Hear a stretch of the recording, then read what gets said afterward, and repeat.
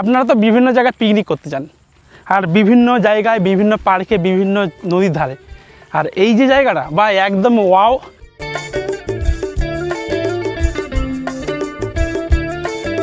তো ভাই ফাইনালি কিন্তু এখন চলে এসেছি একদম নতুন একটা পিকনিক স্পটের দেখানোর জন্য তোমাদের দিকে। আর পুরোপুরি জায়গাটা একদম মাঝখান দিয়ে বয়ে গেছে সুন্দর একটা নদী, আর সেই নদীর পাশেই রয়েছে অসংখ্য ঝাউ বাগান। তো চলো দেখে নেওয়া যাক একবার। দেখো এই যে জায়গাটা বাড়িয়ে পুরোপুরি ঢাল বরাবরে কিন্তু একদম ধসে চলে গেছে, আর এখান দিয়ে বয়ে গেছে সুন্দর একটা ছোট্ট খালের মতো নদী। আর এই নদীর দিয়ে কিন্তু এখনও স্রোত রয়েছে। দেখো তোমার দিকে আমি দেখাচ্ছি স্রোতটা এখনও, দেখুন এই দিক দিয়ে কিন্তু এখনও পুরোপুরি স্রোত বইছে। জাস্ট কিন্তু একদম লেভেলের জায়গাটা। আর এখানে পুরোপুরি ভাই পিকনিক করার জন্য, যেহেতু পিকনিক স্পট, এখানে কয়েকদিনের মধ্যেই মানে লেভেলের কিন্তু, যেহেতু শীতকাল, আর শীতকালে পিকনিক করার জন্য বেটার কোয়ালিটির জায়গা একদম। আর এইরকম জায়গার সন্ধান তোমাদের দিকে দিতে চলেছি। তো চলো তোমার দিকে আমি নদীর ওপারে, এটা হচ্ছে নদীটা আমি এখন লাফিয়ে পার হব, আর পার হয়ে সেবার দিকে দেখাচ্ছি যে নদীতেও কিন্তু লাফিয়ে পার হওয়া যায়। ঠিক আছে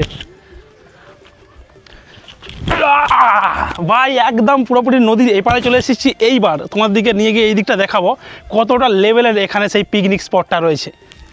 তো ভাই মানে দেখে মন ভরে গেল এই সমস্ত জায়গাগুলো। এখানেতে কিন্তু পুরোপুরি দেখতে পাচ্ছেন বিশাল এলাকা জুড়ে একটা মাঠ রয়েছে। এখানে কিন্তু সকালের দিকে মর্নিং টাইমে অনেকে ফুটবল খেলে।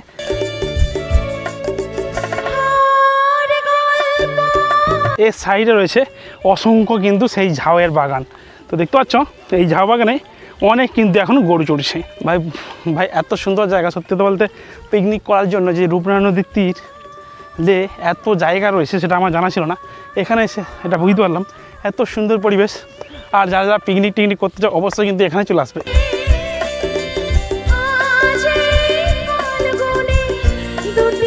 এখান দিয়েও কিন্তু একটা সুন্দর সেই নদী বয়ে গেছে, যেটা হচ্ছে শাখা নদী। আর এরপরেই কিন্তু ওদিকে তো যত যাবেন কিন্তু সেই বিশাল বড় রূপনারায়ণ নদী কিন্তু মিলিত হয়েছে।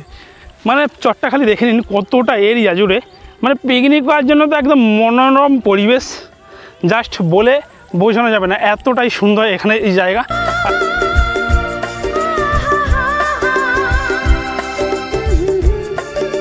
এই সকাল সকাল আজকে চলে এসেছি, সকাল সকাল আসার জন্যই কিন্তু এখানে এই পরিস্থিতিটা জানতে পারলাম, না হলে তো জানতেই পারতাম না। বা এই ভিডিও করার চক্করে কিন্তু আমরা বিভিন্ন জায়গায় ঘুরে বেড়াই, যে নিত্য নতুন জায়গাগুলো সন্ধান কিন্তু আমরা দেখতে পাই। আর এই সমস্ত সন্ধানগুলো যদি না আসতাম তাহলে হয়তো, বা ভিডিও যদি না করতাম তাহলে হয়তো এরকমভাবে দেখা হতো না, আর তোমাদের দিকেও দেখাতে পারতাম না।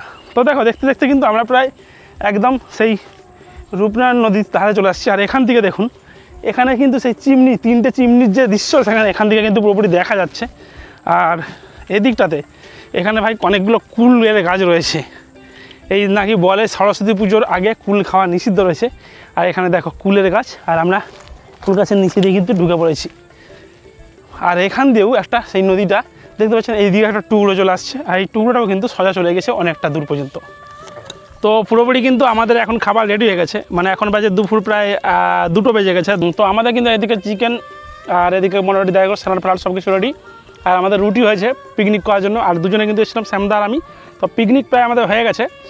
আর এখানে দেখতে পাচ্ছে পুরোপুরি যে জায়গাটা রয়েছে একদম দুর্দান্ত পরিবেশ ভাই, একদম মানে লেভেলের জায়গা।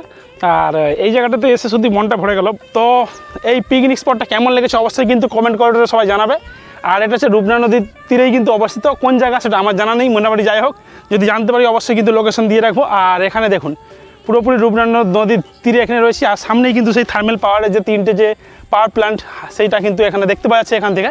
তো চলো ভিডিওটা এই পর্যন্ত, টাটা, সবাই ভালো থাকবেন, সুস্থ থাকবেন, আবার দেখাবেন নতুন একটা ব্লগ ভিডিওর সাথে।